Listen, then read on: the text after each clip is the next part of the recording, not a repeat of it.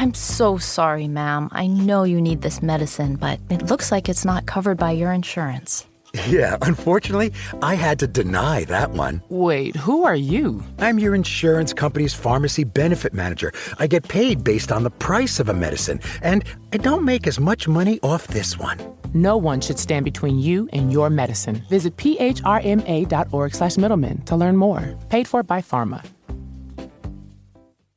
This is Optimal Work Daily, episode 1057. You get the performance you expect. And Imagine I Wasn't Here, both by Douglas Lang of Altris.co.nz. And I'm Dan, and this is where I read to you from some of the very best blogs on work life in about 10 minutes or less every single day. And sometimes the posts we find are actually even shorter than that, so today I'm going to be reading 2 for you in the same episode, and let's get to it now as we optimize your life. You Get the Performance You Expect, by Douglas Lang of Altris.co.nz. I recently reread some research on the Pygmalion effect, and it made a sufficient impact on me to think that it would be useful to share more widely, as a reinforcer for those of you who already know and hopefully apply it, as well as for those of you who have not yet heard of this psychological phenomenon. The Pygmalion effect says that the greater the expectation placed upon people, the better they perform. So as a leader, if you believe that an individual has the ability to deliver a high level of performance, when you give them the opportunity to demonstrate this, they are more likely to rise to this challenge. Studies carried out in schools, the military, and business show that in scientifically controlled conditions, where a teacher, commanding officer, or manager is led to believe they are working with a group of more talented people, even if they aren't, they will consciously or subconsciously treat them differently from those people who they believe to have less talent. The net result is that the group of quote-unquote talented people performs to a high level. This has profound implications for leaders and organizations. How many people in your team do you see as high performers compared with lower-level performers? Have you ever thought about how your inherent belief about the ability of an individual might translate into the way you treat them, and therefore the level of performance you expect them to deliver? According to the Pygmalion effect, if you believe that someone is only capable of average work, you may subconsciously treat them in a way that gives out a signal to that effect. Then, surprise, surprise, you get a mediocre level of performance, which serves to reinforce your belief, and so the vicious circle or self-fulfilling prophecy continues. What would happen if you wiped the slate clean and looked at all of your people as having particular strengths and therefore being capable of delivering high-quality work, albeit perhaps in different ways? What would happen if you started to expect a high level of performance from all of your people and gave them work that reinforced that belief? Is it possible that some people who you may have previously written off due to past experience or feedback from other people that has colored your view could prove to be potential stars and deliver performance that starts to question your previously held belief? I realize that applying this approach is asking you to adapt what may be quite strongly held views about the capability of some individuals in your team, and that won't be easy. But if you believe the research, the expectations we have about people do have a dramatic impact on what we notice and how we treat them.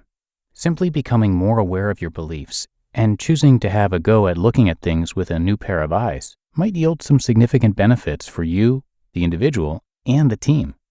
I believe you have great ability as a leader, so I see no reason why you can't take on this challenging piece of work and do it brilliantly.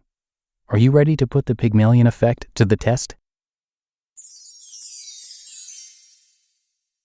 Imagine I Wasn't Here, by Douglas Lang of Altris.co.nz.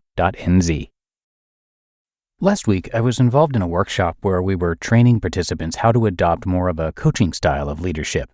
A couple of questions were asked in the workshop about how well staff would accept being asked questions in a coaching style rather than being told what to do.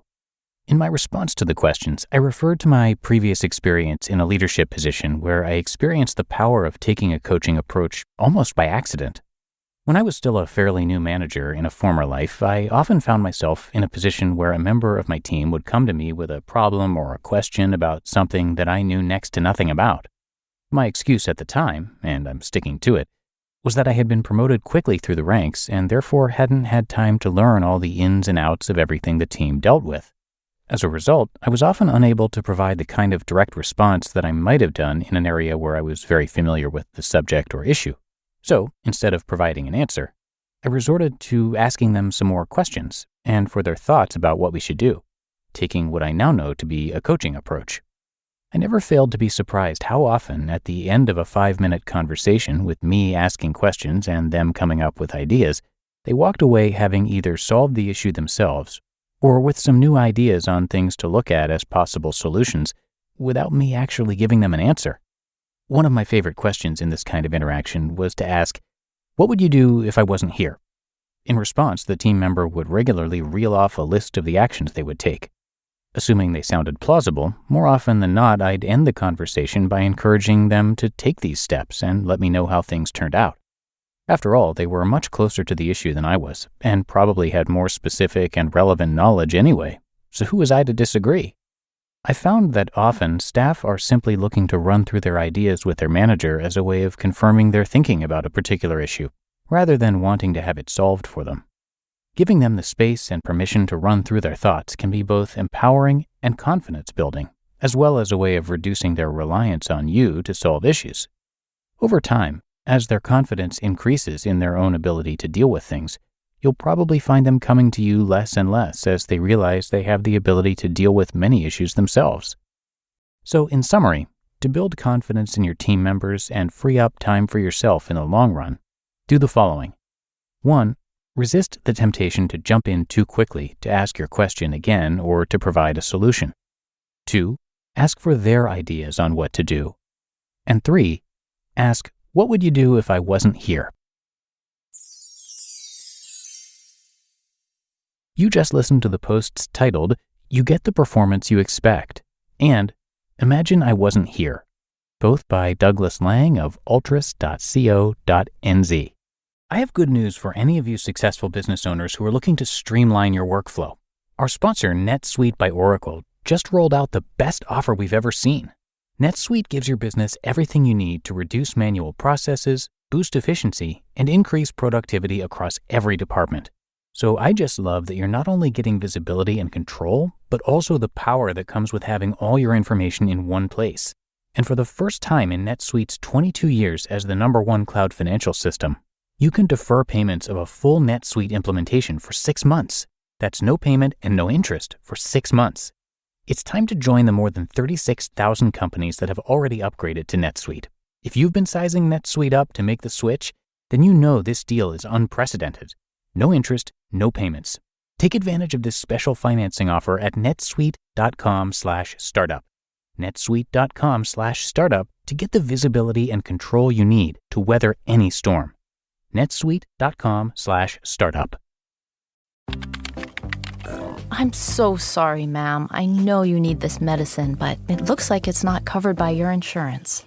Yeah, unfortunately, I had to deny that one. Wait, who are you? I'm your insurance company's pharmacy benefit manager. I get paid based on the price of a medicine, and I don't make as much money off this one. No one should stand between you and your medicine. Visit phrma.org/middleman to learn more. Paid for by Pharma. And a big thank you to the members of the Altris team for bringing us this couple of posts today. Altris is all about releasing potential within teams and their leaders to deliver sustainable results for organizations. They specialize in leadership development and executive coaching, and Douglas, who you heard from today, has over 15 years of experience in project and team management with a top company, working in organization development and information technology. He's operated in various senior roles with responsibility for up to 70 people. So thanks again to Douglas for all of his wisdom across our shows, and come on by altris.co.nz to learn more. And that's going to wrap up another episode of Optimal Work Daily. I appreciate you being here with me today and every day, and I'll see you back here tomorrow where your optimal life awaits.